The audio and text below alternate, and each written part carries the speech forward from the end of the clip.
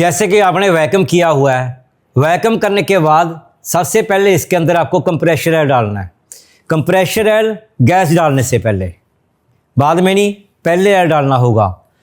Compressor air का काम क्या है? जो इसके अंदर हम कंप्रेशर एयर डाल रहे हैं, इसका काम क्या है? कंप्रेशर एयर का काम, जब आप गाड़ी स्टार्ट करते हो, आपके कुछ तो आपका कंप्रेशर है, जो उसके अंदर पिस्टन चलते हैं, बैरिंग चलते हैं, वो स्मूथ चलने चाहिए। नंबर 2, जो इसके अंदर एयर डाला गया है, एयर जो एयरिंग डाले गए हैं इसके पैकिंग करने के लिए, जैसे आपका डिस्चार्ज पाइप है, कंप्रेशर से लेकर कंडेंसर तक जाता है, उसका टेम्परेचर कितना बन जाता है? 65 से लेकर 75 तक। जो हमारे इसके अंदर एयरिंग डाले हुए हैं, उनके अंदर उसे रिजर्व करने के एयर की कैपेसिटी है, वो एयर को रिजर्व कर लेता है अपने अंदर। उस कंडीशन में गैस की लीकेज नहीं होती, कम होती है। अगर वहाँ पर हम रबर रिंग डाल देंगे, रबर रिंग के अंदर एयर को रिजर्व करने की कैपेसिटी नहीं है, उस कंडीशन में गैस की लीकेज हो जाती है। एयर डालना इसीलिए ज़रूरी है। जब भी आपको वैक्यूम करना है किसी गाड़ी के अंदर, वैक्यूम करने के बाद 25 ml एयर डालना है आपको। जब एयर डालना है, एयर डालते टाइम आपको ध्यान रखना है, आपकी जो वैक्यूम गेज है पहले क्लोज थी, इसे ओपन कर देना है। जब ओपन करोगे, इस केन से इसका एयर बाकायदा सेक्शन पाइप के अंदर जाने लग जाएगा। जब ये आपका केन खाली हो जाए, उसी टाइम आपको इस गेज को क्लोज कर देना है। ठीक है, क्लोज करने के ऊपर ताकि जो यहाँ इसके अंदर फालतू एयर ना जा सके। एयर डालने के बाद फिर आपको इसकी गैस रिफिल करनी है। ठीक है, अब हम गैस रिफिल करने का सिस्टम देखेंगे, कैसे गैस रिफिल करोगे। आपकी वैक्यूम गेज उसी तरह लगे रहेगी। ठीक है, फिर आपको क्या करना है, एक केन लेना है, गैस वाला केन लेना है, जैसे R134R से R134A गैस डालती है। ठीक है, HFC, हाइड्रोफ्लोरोकार्बन।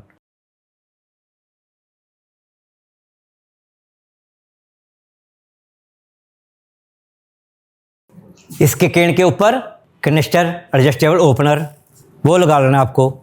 ध्यान रखना है लगाते टाइम उसके अंदर बाकायदा पैकिंग डाला होता है, पैकिंग लगा होना चाहिए। अगर पैकिंग नहीं लगा होगा, उस कंडीशन में आपका जो गैस केन है वो लीकेज हो जाएगा।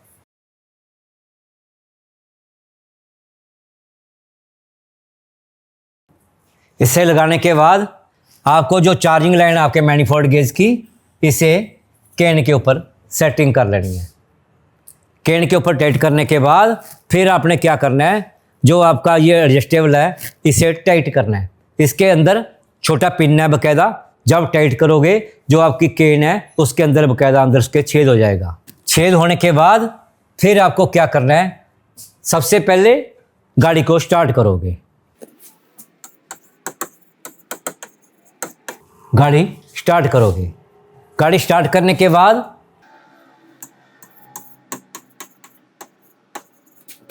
Blower switch on, AC switch on, दोनों को ऑन कर लोगे।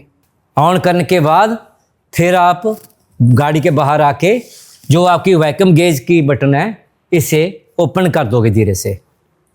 गैस डालने से पहले आपको ध्यान रखना है, आपका जो कंडेंसर का फैन है वो प्रॉपर वर्किंग में होना चाहिए। आपको हाथ से घुमा के देख लेना है। बहुत बार क्या होता है, हम गैस डालते हैं, उसका फैन चलता नहीं। फैन आपको पहले प्रॉपर पक्का कन्फर्म करना है, फैन इसका ठीक है।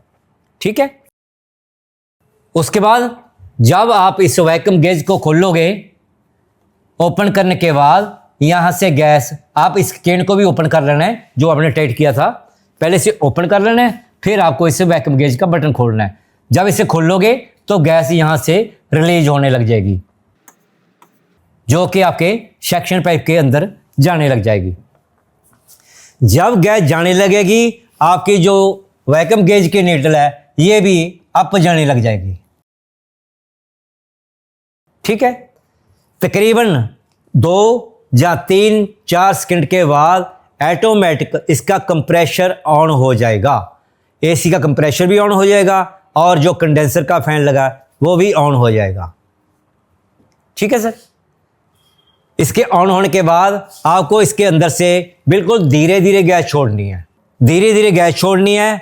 गैस छोड़ते टाइम आपको ध्यान रखना है सेक्शन पाइप आपका एक्सपेंशन वाल्व से स्टार्ट हो रहा है। एक्सपेंशन वाल्व के बिल्कुल पास आपको इसे हाथ से टच कर लेना है, पकड़ लेना है यहाँ से, क्योंकि जब आप गैस डालोगे पाइप आपका इधर की तरफ से ठंडा होगा जो आपका कंप्रेसर को जा रहा है। जब बिल्कुल गैस रिटर्न हो जाएगी, रिटर्न होके जब यहाँ से आपका पाइप ठंडा होना स्टार्ट हो जाए उसी टाइम आपको वैक्यूम गेज का बटन क्लोज कर देना है, इसे बंद कर देना है। जब यहाँ से ठंडी होनी स्टार्ट हुई तो आपको पता लग जाना चाहिए इस गाड़ी के अंदर गैस हमने पूरी डाल दी है। आपका कैन आधा किलो का है, आपका कैन 5 किलो का है, आपका कैन 20 किलो का है। आपको कैन हमेशा उल्टा रखना है। उल्टा रखने का मतलब ये है जो लिक्विड गैस है इसके अंदर वो नीचे आ जाएगी, उसके अंदर अगर एयर है एयर उसकी ऊपर चली जाएगी। ओनली लिक्विड अंदर विजिट होगा। जब आप सिलेंडर को खोल दोगे, जितनी देर आप इस वैक्यूम गेज का बटन नहीं खोलोगे उतनी देर गैस उसके अंदर नहीं जाएगी। जब इसे यहां से खोलोगे तो गैस इंधन के अंदर जाने लग जाएगी। गाड़ी आपने स्टार्ट कर दी। जब भी आपको गैस डालनी है गाड़ी स्टार्ट करके इसकी गैस डालनी है। जब यहां से गैस जाएगी आपका कंप्रेसर 2 या 3 सेकंड के बाद ऑटोमेटिक ऑन हो जाएगा और इसका कंडेंसर वाला फैन वो भी चल पड़ेगा।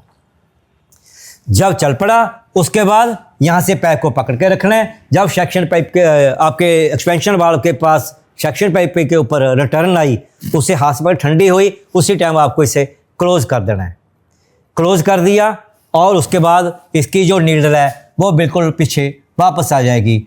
वापस आने के बाद आपकी जो नीडल है वो 30, 35, 25 इसके ऊपर होनी चाहिए। इसकी वैक्यूम की कैपेसिटी है वो कितना खींच रहा है कंप्रेसर, जितना बढ़िया खींचेगा उतना बढ़िया आगे डिस्चार्ज करेगा, उतनी बढ़िया कूलिंग होगी।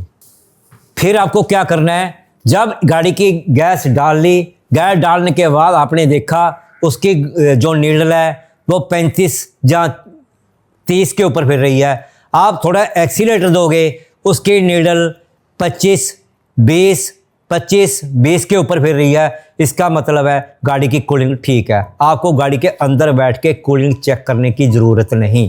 अगर आपका वैक्यूम सही बता रहा है, एक्सीलेटर दे रहे हो 20-25 के ऊपर नीडल फिर रही है तो कूलिंग बिल्कुल ठीक होगी। ठीक है, ऐसे गाड़ी के अंदर आप गैस डालोगे। ध्यान रखना होगा एसी ऑन करने से पहले जो क्लाइमेट कंट्रोल बटन आपका लगा हुआ है जिसके ऊपर डायरेक्शन दिए गए हैं, जो डायरेक्शन आपका हीट और कूल वाला बटन है वो कूल के ऊपर होना चाहिए। उसके बाद एयर रिसर्कुलेशन वाला बटन उसे ऑन रहना चाहिए, उसे ऑफ नहीं करना। उसे ऑन कंडीशन में वेंटिलेटर ऑफ रहता है, वहाँ से उस बाहर वाली हवा अंदर विजिट नहीं करती। अगर उसे ऑफ कर दोगे तो बाहर वाला वेंटिलेटर ओपन रहेगा, बाहर वाली हवा अंदर विजिट करती रहेगी। उसके विजिट करने के बाद गाड़ी हमारी कूलिंग नहीं करेगी। ठीक, फिर उसकी डायरेक्शन, एयर की डायरेक्शन किस तरफ करनी है, मुंह की तरफ करनी है, जहाँ विंड स्क्रीन के ऊपर करनी है, वो वहाँ पर खुद कस्टमर की डिमांड होती है कि मेरे को हवा कहाँ रखनी है। मगर आपको कूलिंग वहाँ पर सही चाहिए। जिस टाइम आप मुंह की तरफ करोगे वहाँ उसकी कूलिंग बिल्कुल ठीक आनी चाहिए। ठीक है, अगर आपको पक्का करेक्ट करना है तो वहाँ पर एक डिजिटल टेम्परेचर मीटर लगा लो। डिजिटल टेम्परेचर मीटर लगा के वहाँ पर आपको उसकी कूलिंग पता चल जाएगी। खड़ी गाड़ी की कम से कम 10 टेम्परेचर के ऊपर होनी चाहिए। आपने थोड़ा एक्सीलेटर दिया, धीरे धीरे उसकी कूलिंग 10 के ऊपर आ गई, 10 से थोड़ी सी और नीचे से 9 के ऊपर चलेगी, जहाँ 8 के ऊपर चलेगी। इसका मतलब हमारी चलती गाड़ी और कूलिंग करेगी, क्योंकि खड़ी गाड़ी की कूलिंग और होती है, चलती गाड़ी की कूलिंग और होती है। चलती गाड़ी में कंडेंसर को आगे से हवा पड़ती है सीधी, जो हमारा फैन लगा हुआ है उस हवा को वो एग्जॉस्ट करता रहता है। जब गाड़ी खड़ी है, खड़ी गाड़ी को उसने वही हवा खींचनी है। चलती गाड़ी में गाड़ी की कूलिंग ज़्यादा होगी हमेशा। जो फैन है फैन को हवा एडजस्ट करनी चाहिए, फैन को अंदर से बाहर को हवा नहीं मारनी चाहिए, बाहर से अंदर को हवा मारनी चाहिए, बाहर से आने वाली हवा को पीछे की तरफ एडजस्ट करना है उसने। इस तरह आप गाड़ी की गैस डाल सकते हो। गाड़ी की गैस डालने के बाद जिस टाइम आपने चेकिंग कर लिया, उसके बाद आपको क्या करना है, जब इस सेक्शन पाइप के ऊपर हॉक्सन एडजस्टेबल ओपनर उतारना है, उसका खास करके ध्यान रखना है। इस पाइप के अंदर बाकायदा एक वाल्व लगा होता है। बहुत बार क्या करते हैं हम, उस वाल्व को, उस जो आपका हॉक्सन एडजस्टेबल ओपनर है उसे लूज करते नहीं, जो वाल्व है वो वही शेप के ऊपर रहता है, हम उसे एकदम झटके से उतार देते हैं, उतर भी जाता है। मगर उस कंडीशन में जो आपके सेक्शन पाइप के अंदर वाल्व लगा हुआ है वो अपनी जगह से टेढ़ा हो जाता है।